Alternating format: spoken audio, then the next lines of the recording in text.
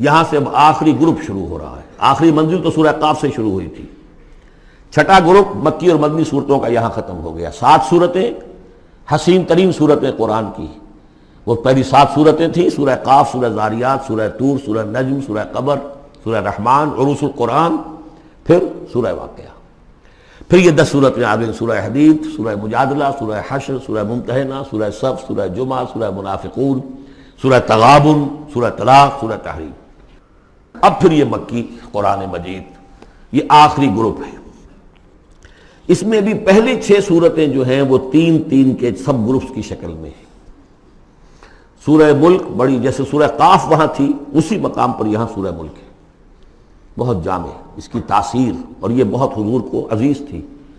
آپ کی یہ معمولات میں سے تھا، رات کو سوتے ہوئے آپ سورہ ملک پڑھا کرتے تھے اور اس کی آپ نے تلقین کی ہے.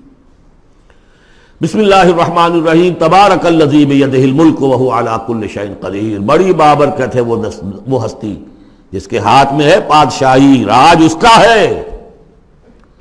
یہ ہے دین کا سیاسی پہلو. پوری کائنات پر اس کا راج چل رہا ہے. دنیا میں بغاوت ہے. کیوں ہے؟ وہ اپنے ایمان کے دعوے داروں کا امتحان لینا چاہتا ہے بس. ورنہ سورج، چاند، گیلیکسیز، پوری کائنات اور خود ہمارے جسم کا ایک ایک ذرہ اس کے قانون کا پابند ہے، تابع ہے. ہمارا جسم ہمارے اختیار میں کہاں ہے؟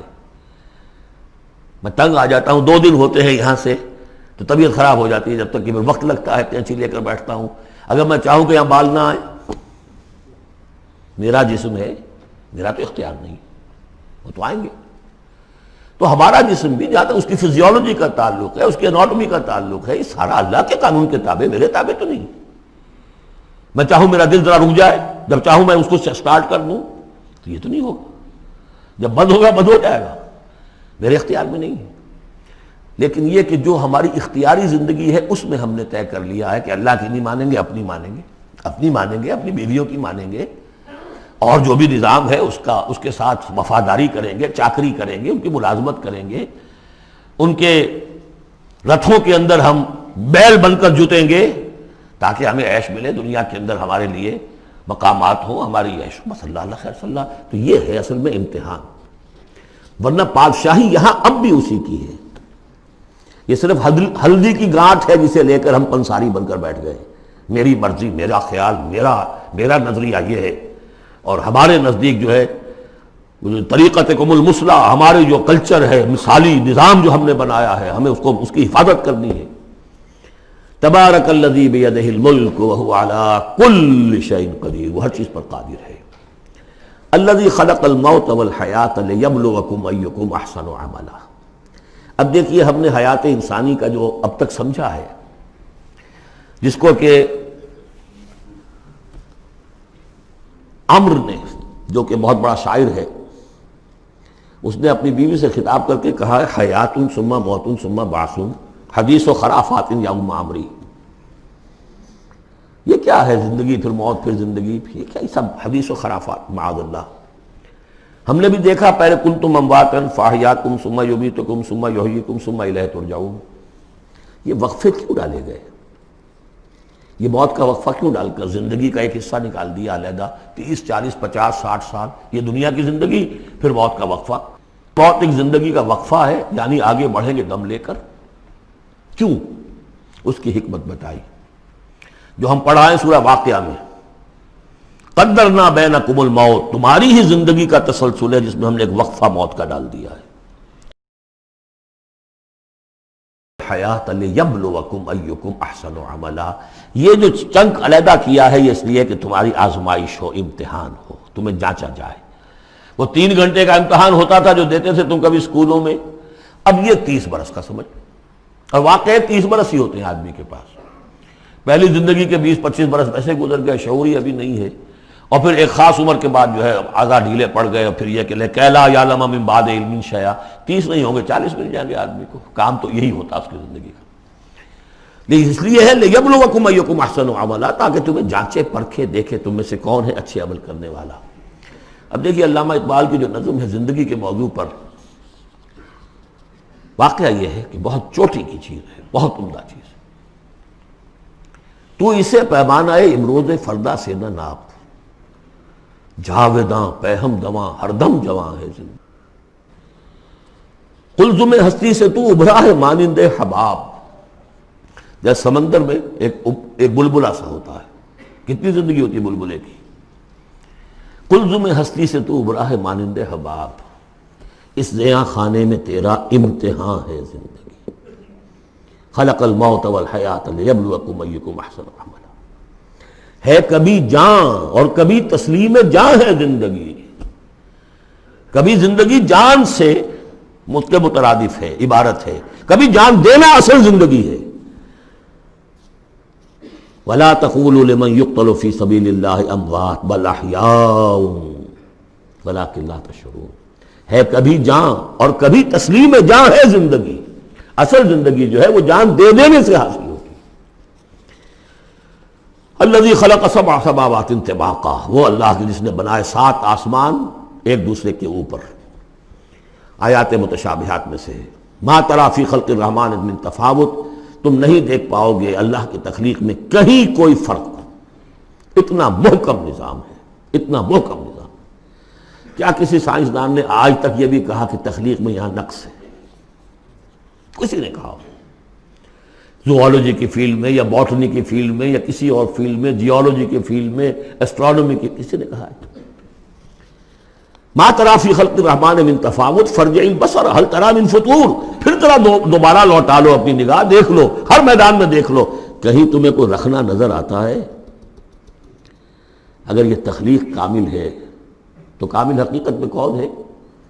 اس کا خالق، اس کا باری، اس کا مصور۔ بس یہ نظر نہیں آتا۔ سائنسدان سب کچھ دیکھ رہے ہیں، ڈھونڈنے والا ستاروں کی گزرگاہوں کا اپنے افکار کی دنیا میں سفر کر نہ سکا۔ بڑے بڑے صاحب بصیرت و بڑے بڑے عقل مند اپنی ناک تلے کے پتھر سے ٹھوکر کھاتے ہیں، دیکھ رہے ہیں ٹیلیسکوپ سے ٹھوکر کھا رہے ہیں وہاں جو سامنے پتھر پڑا ہوا ہے اس سے۔ یہ ہو رہا ہے آج ہمارے ساتھ۔ سپر جیل کا بسرا کر رہے ہیں، پھر لوٹاؤ ذرا اپنی نگاہ کو 2 مرتبہ اور۔ ینقلب الیک البصر خاسئا وہو حسیر، تمہاری نگاہ تھک ہار کر لوٹ آئے گی، تمہیں ہماری تخلیق میں کہیں کوئی رکھنا، کوئی دراڑ نظر نہیں آئے گی۔ وَلَقَدْ زَيَّنَّا السَّمَاءَ الدُّنْيَا بِمَصَابِيحَ وَجَعَلْنَاهَا رُجُومًا لِلشَّيَاطِينَ وَأَعْتَدْنَا لَهُمْ عَذَابَ السَّعِيرِ،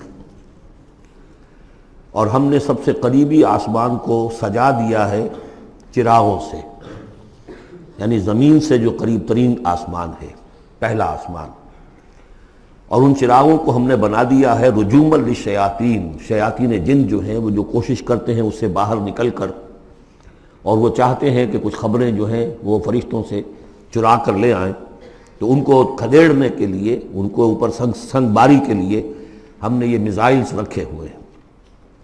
وَأَعْتَدْنَا لَهُمْ عَذَابَ السَّعِيرِ، اور ان کے لیے ہم نے تیار کر رکھا ہے جلا دینے والا عذاب۔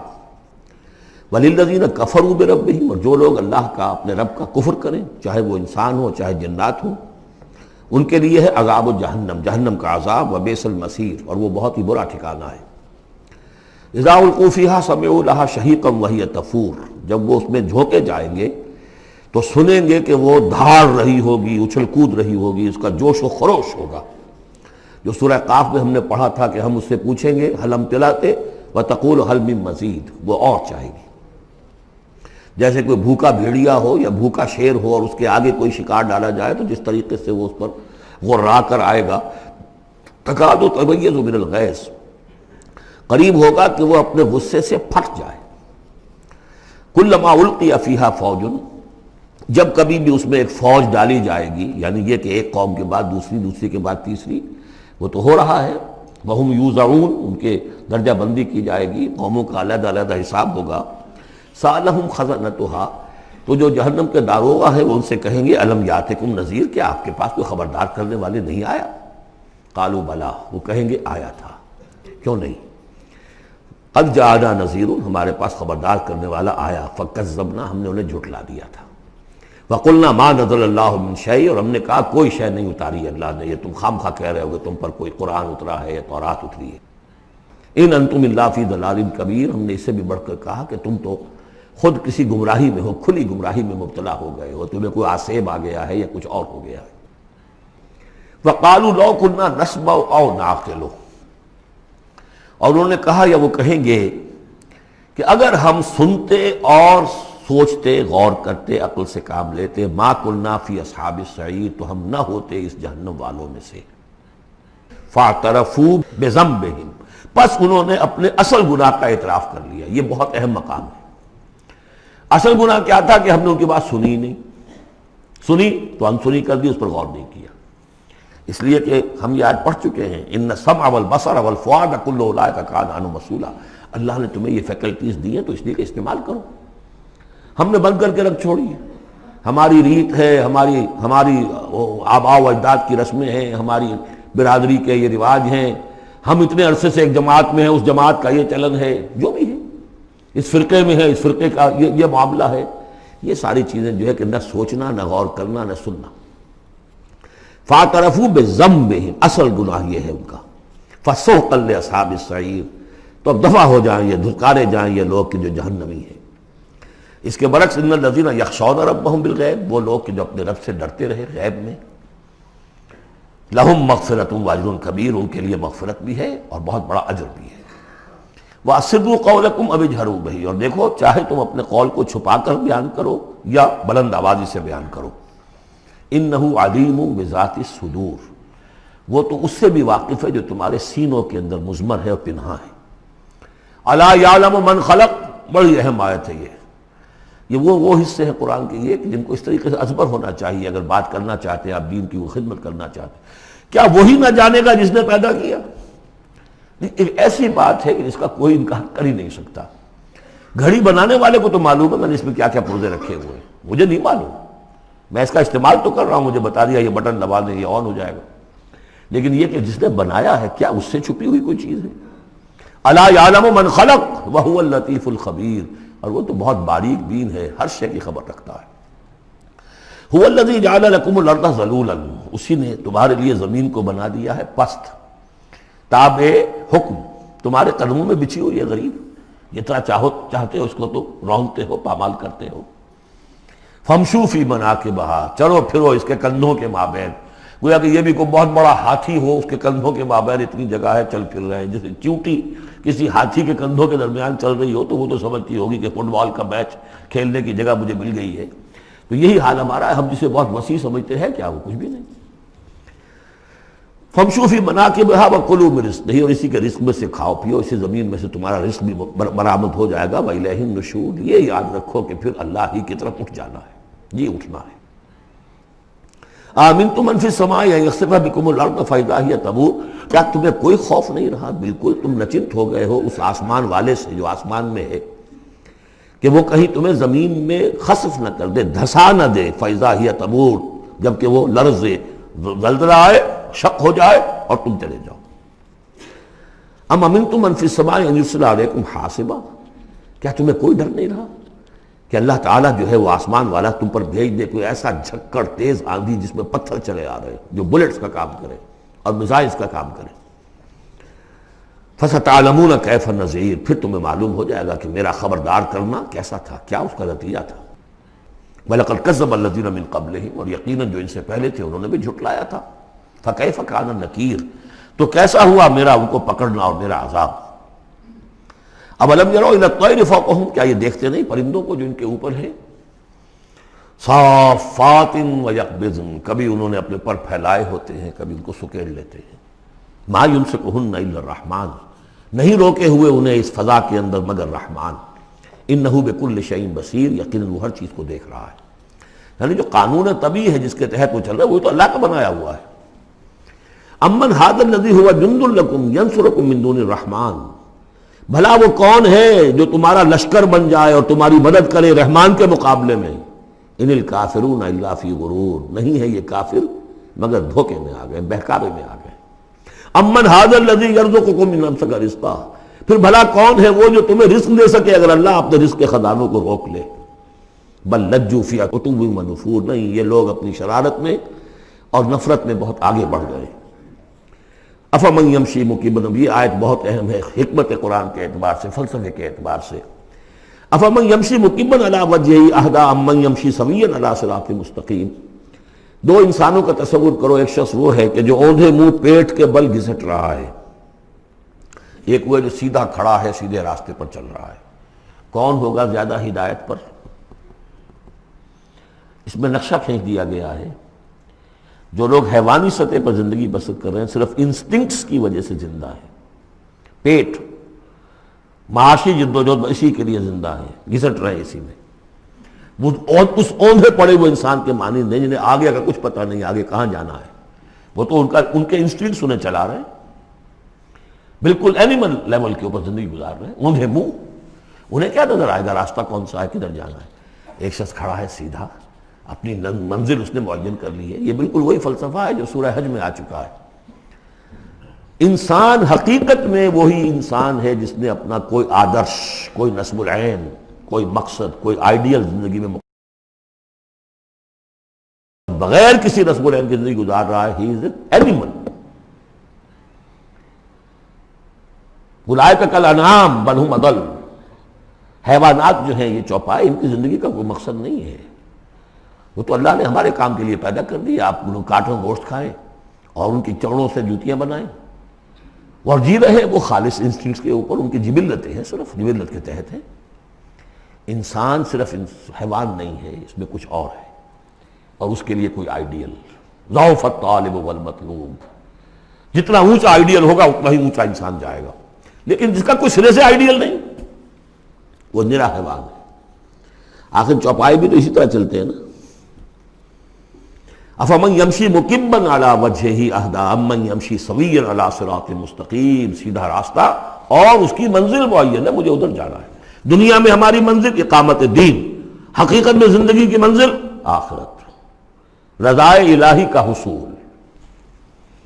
قل هو الذی انشأکم وجعل لکم السمع والابصار والافئدہ، کہہ دیجئے وہی ہے جس نے تمہیں انشاء اٹھانا، تمہیں بنایا، بڑھایا، وجعل لکم السمع والابصار والافئدہ، تمہیں کان دیے، آنکھیں دی اور دل دیے یا عقل دی۔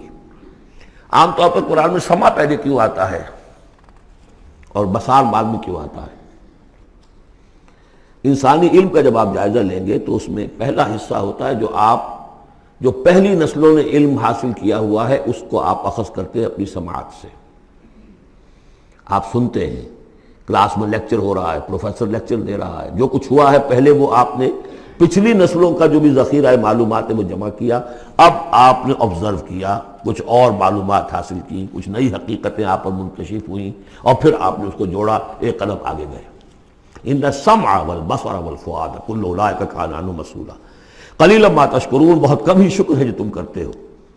قل هو الذی ذرأکم فی الارض والیہ تحشرون، کہہ دیجئے اسی نے تمہیں پھیلا دیا ہے زمین میں اور اسی کی طرف تم اکٹھے کر دیے جاؤ گے، جمع کر دیے جاؤ گے۔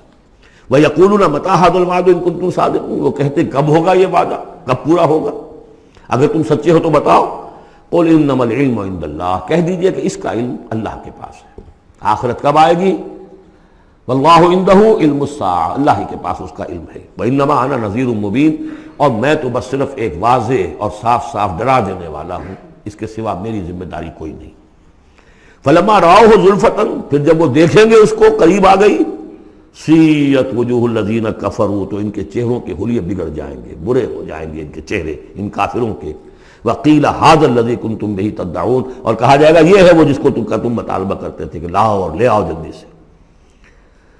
قل ارأیتم ان اہلکنی اللہ ومن معی او رحمنا فمن یجیر الکافرین من عذاب الیم، اے نبی ان سے کہیے دیکھو اگر مجھے میرا اللہ ہلاک کر دے، یا اور جو میرے ساتھ ہیں ان سب کو بھی ہلاک کر دے، یا اللہ تعالی ہم پر رحم فرمائے، سوال یہ ہے کہ تمہیں کون بچائے گا، کافروں کو کون بچائے گا عذاب علیم سے؟ ہمارا جو بھی ہو ہم ناکام رہ جائیں، تمہارے نزدیک ناکام ہو گئے، ہمارے نزدیک تو کوئی ناکامی ہے ہی نہیں۔ حل تربصون بنا الا احدی الحسنیین، دو اعلیٰ صورتیں ہیں، ان میں سے تیسری کوئی صورت ہے ہی نہیں۔